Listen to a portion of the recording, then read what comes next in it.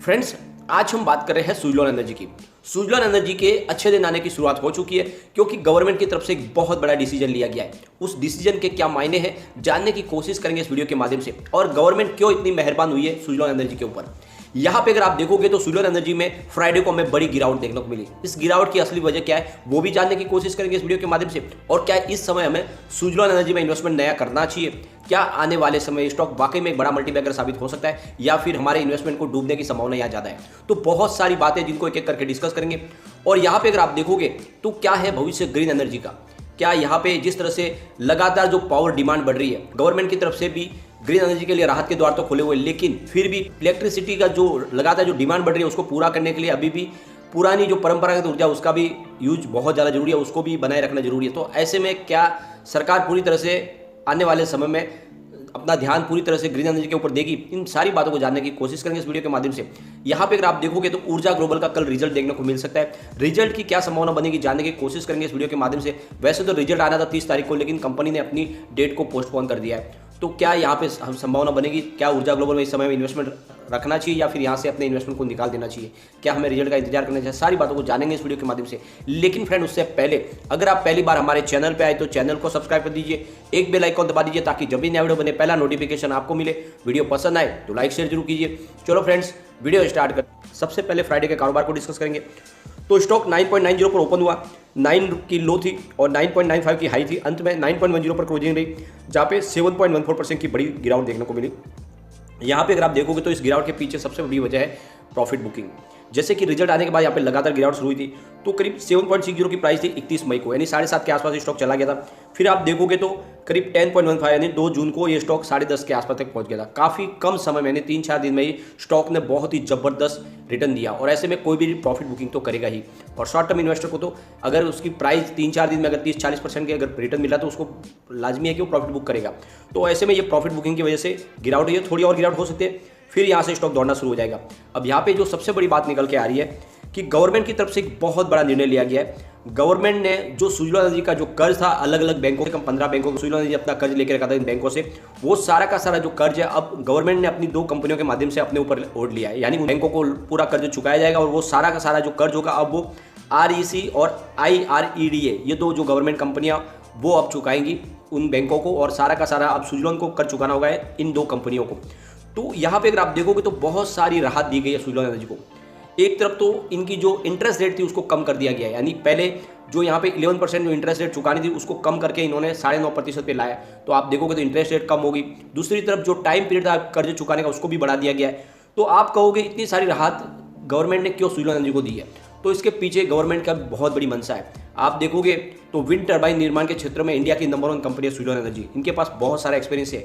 यहाँ पे जमीन अधिग्रहण से लेके उसके सारे डॉक्यूमेंट बनाने से लेके इंफ्रास्ट्रक्चर डेवलपमेंट का सारा काम सुजलॉन एनर्जी करती है। तो ऐसे में जब गवर्नमेंट ने अपना एक टारगेट सेट किया कि 2030 तक ग्रीन एनर्जी के माध्यम से 50% जो भी बिजली का उत्पादन होगा उसके माध्यम से होगा, तो ऐसे में बहुत ज़्यादा जरूरत है उनके सुजलॉन की, और वो नहीं चाहते कि सुजलॉन एनर्जी को कोई लॉस हो, कोई तकलीफ हो। तो इसीलिए उन्होंने अपनी तरफ से राहत के द्वार खोल दिए सुजलॉन के लिए, और इसी वजह से कहता हूँ कि आने वाले समय में सुजलॉन में आपको बड़ी तेजी होती दिखाई देगी और ये स्टॉक कमाल करेगा। तो इसमें आपको इन्वेस्टमेंट करना है, क्योंकि आप देखोगे तो यहाँ पे गवर्नमेंट ने इस जो भी कर्ज बाकी है, जैसे 11,000 करोड़ रुपीज़ का जो कर्ज चुकाना है सुजलॉन को, उसको भी 3 पार्ट्स में डिवाइड कर दिया गया। जहाँ पे आप देखोगे तो सस्टेनेबल कर्ज कर दिया 4,000 करोड़ रुपीज़ का, और अनसस्टेनेबल कर्ज को 3,000 में कैटेगरी में कन्वर्ट किया गया, और इक्विटी शेयर के माध्यम से 4,000 को कन्वर्ट कर दिया गया, यानी 4,000 करोड़ रुपीज़ की इक्विटी दी जाएगी। तो इस तरह से अब कर्ज चुकाने के लिए इनको बहुत सारी सहूलत मिल गई और अलग अलग उसको पार्ट्स में डिवाइड कर दिया गया। तो एक तरह से देखें तो एक संजीवनी मिल चुकी है सुजलॉन को, और इसी वजह से सुजलॉन एनर्जी में आने वाले समय में प्रॉब्लम की कोई संभावना मुझे नहीं दिखाई दे रही है। यहाँ पे अगर इनके कारोबार को भी देखोगे तो आपको बहुत ही शानदार आंकड़े दिखाई देंगे। मार्च 2021 में इनको 1136 करोड़ रुपीज़ का रेवेन्यू मिला था। जून 2021 में इनका रेवेन्यू 1142 करोड़ रुपीज़ हुआ। सितंबर में रेवेन्यू बढ़कर 1356 करोड़ रुपये तक पहुंच गया, और दिसंबर 2021 में इनका रेवेन्यू 1610 करोड़ रुपये तक पहुंचा, और मार्च 2022 की बात करें तो इनका रेवेन्यू सीधा 2474 करोड़ रुपये तक पहुंच गया। तो पिछले मार्च से इस मार्च में देखोगे तो रेवेन्यू दुगुना से ज़्यादा बढ़ चुका है, जो एक इशारा है कि कंपनी का कारोबार बिल्कुल पटरी पे है। फ्रेंड्स, यहाँ पे गवर्नमेंट की तरफ से एक और बड़ी अपडेट निकल के आ रही है। जैसे कि गवर्नमेंट ने अपना गोल सेट किया कि 2030 तक इलेक्ट्रिसिटी के जो भी डिमांड है उसको पूरा किया जाएगा ग्रीन एनर्जी के माध्यम से 50%। तो एक तरफ तो फॉसिल फ्यूल्स और नॉन फॉसिल फ्यूल्स दोनों 50-50 किए जाएंगे, और इसके लिए जरूरी है कि ग्रीन एनर्जी को पूरा सपोर्ट किया जाए। तो ऐसे में अब सरकार चाहती है कि 30 गीगावाट की जो कोल कैपेसिटी जो थर्मल पावर प्लांट से जो इलेक्ट्रिसिटी जनरेशन होता है उसको रिप्लेस किया जाए ग्रीन एनर्जी के माध्यम से। 2026 तक के लिए इन्होंने टारगेट सेट किया, यानी 30 गीगावाट की जो भी थर्मल पावर प्लांट के माध्यम से जो बिजली बनती है उसको रिप्लेस किया जाएगा ग्रीन एनर्जी के माध्यम से, जिसके सोलर पावर या विंड पावर के माध्यम से।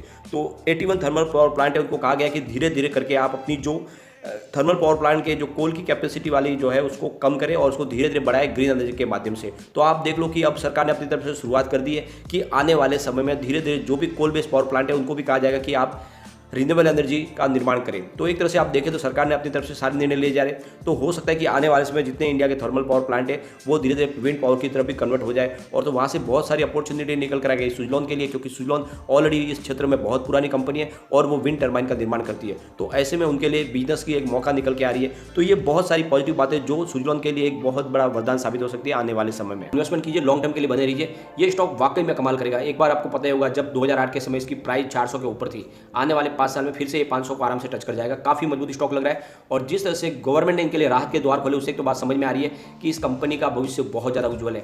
अब हम चलेंगे ऊर्जा ग्लोबल की तरफ। तो यहाँ पे ऊर्जा ग्लोबल में 14.10 की प्राइस आ चुकी है, जहाँ पे 1.40% की गिरावट थी फ्राइडे को।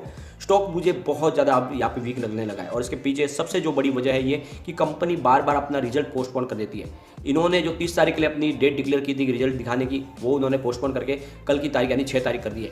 पिछली बार भी इन्होंने यही किया था, रिजल्ट की डेट डिक्लेयर की थी, उसके बाद में उसको पोस्टपोन कर दिया, और उसके बाद बहुत ही निराशाजनक आंकड़े निकल कर आए थे। तो मुझे लगता है इस बार भी आंकड़े बहुत ही ज़्यादा खराब हो सकते हैं, और अगर ऐसा होगा तो यहाँ पे बड़ी गिरावट की संभावना बनेगी। और वैसे मैंने लगातार आपको बोला है, जब से इनके 4 इंडिविजुअल पर्सन के ऊपर सेबी ने कार्रवाई की, तब से कह रहा हूँ इस कंपनी में मुझे थोड़े से डाउट लगते हैं। तो ऐसे में आप अपना इन्वेस्टमेंट सुरक्षित कीजिए, और जो भी इन्वेस्टमेंट आपका ऊर्जा ग्लोबल का है उसको एक बार सुजलॉन एनर्जी में शिफ्ट कर दीजिए। सुजलॉन एनर्जी का जो विजन है बिल्कुल क्लियर है, सुजलॉन एनर्जी को ऊपर गवर्नमेंट को भी भरोसा है, और इसीलिए यहाँ पे इन्वेस्टमेंट आपका डूबने की संभावना कम है। लेकिन इसमें थोड़ा सा या हो सकता है कि आने वाले समय में ये भी आपके लिए जैकपॉट साबित हो सकता है, लेकिन फिलहाल तो मुझे बहुत रिस्की लग रहा है। तो आपको अपने जो भी इन्वेस्टमेंट है उसको शिफ्ट करना चाहिए सुजलॉन एनर्जी में।